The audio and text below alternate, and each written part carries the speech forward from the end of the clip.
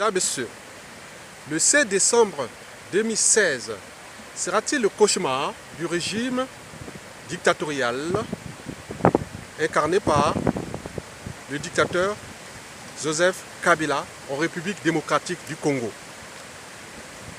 Pour répondre à cette question, donc, il faut d'abord mesurer les risques que cet agenda du peuple face à la tyrannie pourrait se dérouler. D'abord, le risque du côté du peuple, donc le risque est de coupures d'Internet et des réseaux de télécommunications. Ça, il sait le faire. Donc on peut par exemple voir que les réseaux de télécommunications, d'Internet, des radios internationales et tout ça sera coupé pendant toute la journée et la suite de l'événement, pendant la suite de l'événement et des événements qui vont se suivre ou se succéder. Le deuxième risque, c'est surtout les nombreuses victimes. Oui, il peut tuer plein de Congolais. Oui, ça c'est le deuxième risque. Parce qu'un dictateur, dans 97% des cas, un dictateur apporte toujours le chaos. La chute d'un dictateur apporte toujours le chaos à son peuple. Mais tous ceux qui sont là pour protéger le régime sont obligés aussi de le protéger pour aussi éviter le chaos. Donc, mais du côté du régime, c'est-à-dire le risque, il peut y avoir aussi le risque du côté du régime, donc du dictateur. Bien sûr, il va utiliser tous les moyens de l'État dont il dispose, les moyens de la police, des armées, des mercenaires et autres pour mater le peuple. Et il peut y aussi avoir l'intervention étrangère de ses confrères dictateurs, dans celui de la République du Congo, Brazzaville, en face. Il me semble qu'il y a eu un sommet au mois de novembre concernant la situation en Angola. Donc il peut y avoir l'intervention de l'Angola, du Rwanda, du Tchad et les mercenaires pour aider le dictateur Joseph Kabila à sauver son régime contre la volonté générale. La situation, c'est lui-même qui l'a créée. Parce que dans une organisation, quelle qu'elle soit, État, entreprise ou association, c'est celui qui a la tête qui en est responsable. Donc la situation de l'élection présidentielle aurait eu lieu avant le 19 décembre, mais il a empêché. Il veut se maintenir au pouvoir, essayer un peu de glisser progressivement. On connaît les processus, mais le peuple est déterminé et motivé à le faire partie. Joseph Kabila. Bon, mais aussi il faut voir la situation géopolitique. Et là j'ai deux cas. Le premier cas, si Kabila ne tombe pas, on peut se retrouver dans la situation du chaos, avec le risque d'embrasement dans toute la sous-région. Oui. Et le deuxième cas, si Kabila tombe par hasard, cela veut dire que Sassou Nguesso part aussi. Parce que la République démocratique du Congo ne voudrait pas avoir un voisin pompier pyromane en face du fleuve, c'est-à-dire de l'autre côté du fleuve. Vous savez que les deux pays sont séparés par le fleuve. Congo, le deuxième fleuve le plus puissant du monde. Donc nous avons une frontière de 1000 km. Bon, donc le risque est réel, c'est-à-dire si Kabila tombe, Sassou Nguesso tombe. Et par la suite, autour de la région, il peut y avoir des perturbations géopolitiques dans la sous-région. Bon, dans tous les cas, il peut y avoir une intervention étrangère. Pour certains, soi-disant, protéger les ressortissants occidentaux, mais il s'agira peut-être d'une opération de maintien par la force du régime de Kabila, qui est là depuis 2001 à nos jours.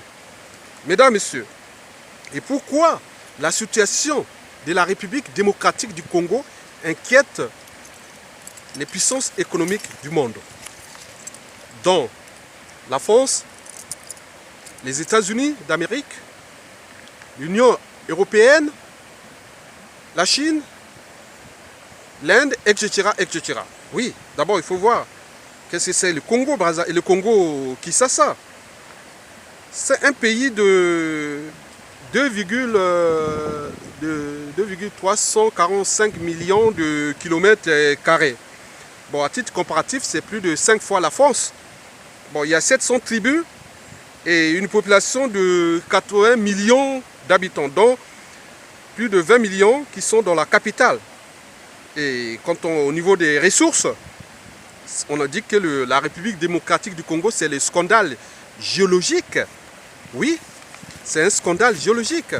Parce qu'il est au premier rang mondial, premier, deuxième, troisième rang mondial de tous les classements des ressources naturelles. En particulier les minéraux, le cobalt, le cuivre, le diamant, l'uranium, le coltan et tous ces minéraux rares qui contribuent aux technologies du monde entier.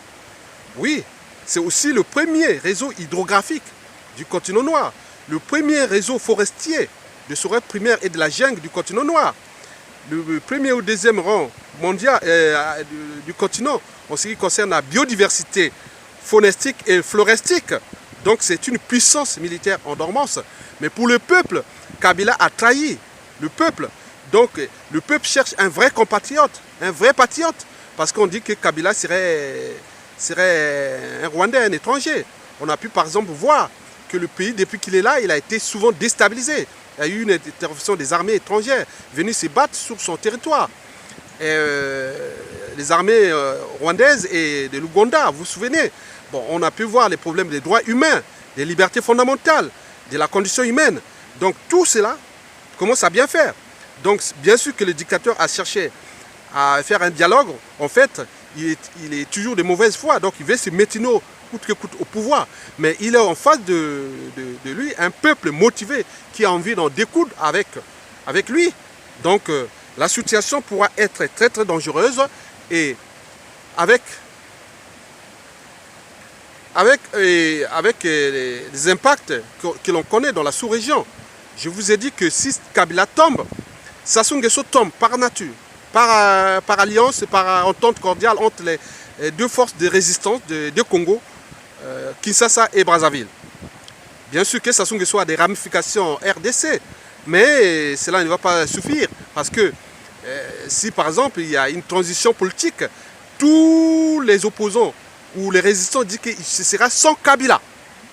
Bien sûr que la date du 19 décembre est aussi fait partie d'une coïncidence parce que c'est la date où les États-Unis et les grands électeurs vont officialiser le nouveau président américain Donald Trump. Est-ce que Donald Trump va laisser libre cours aux anciens d'Obama et continuer à gérer cette situation-là? Donc, il y a bien sûr la période de transition, elle est là aux États-Unis jusqu'au 20 janvier 2017. Donc je pense que la situation va être très compliquée, non seulement pour les dictateurs, mais aussi pour le peuple et pour les puissances étrangères qui ont des intérêts majeurs sur le pays ou dans le pays le plus riche en ressources naturelles du continent noir. Donc la situation sera suivie avec attention pour les deux peuples, les deux peuples vont suivre ça, c'est-à-dire Congo démocratique et le Congo Brazzaville, et aussi de voir comment cela va se passer. Moi, je suis sûr que le dictateur ne va pas tomber comme ça. Ça va se prolonger. Je pense qu'il y aura le premier jour peut-être, le deuxième, troisième, jusqu'à la prestation de serment du nouveau président Donald Trump. Et à ce moment, il pourra avoir intervention américaine, parce que l'Amérique ne pourra pas laisser ce pays le plus riche potentiellement et d'une puissance de marché et de business en perspective et laisser le chaos s'installer. Voilà. Donc, mais du côté de la France ne voudra pas aussi voir qu'on fasse avoir un régime qui est contre son pion, et M. Denis Sassou Nguesso, qui est l'aboutissement de la France-Afrique au Congo. Et surtout, à la clé aussi, c'est du Gabon, du Tchad, du Cameroun et autres. Donc la situation va être très très compliquée dans la sous-région.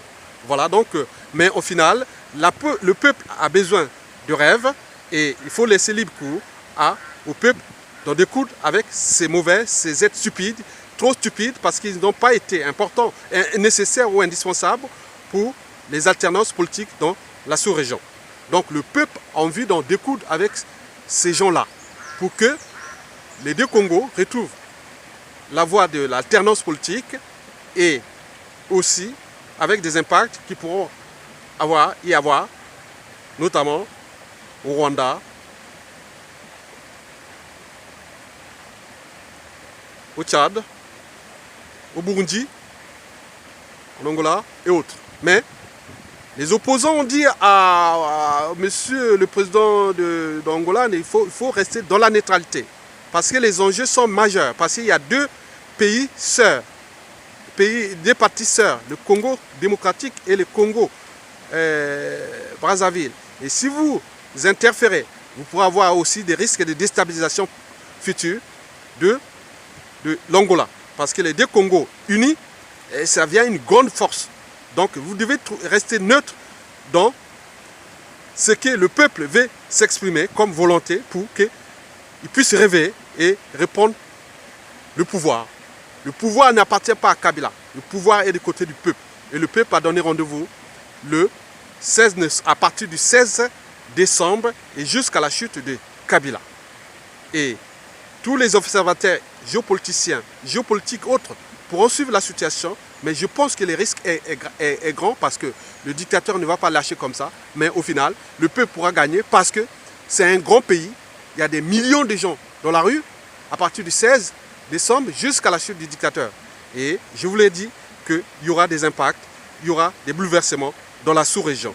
Si et seulement si, positivement, si et seulement si Kabila tombe. Et négativement, si Kabila ne tombe pas, bien sûr soutenu par des puissances étrangères ou des lobbies des matières premières. Mesdames, Messieurs, je vous remercie.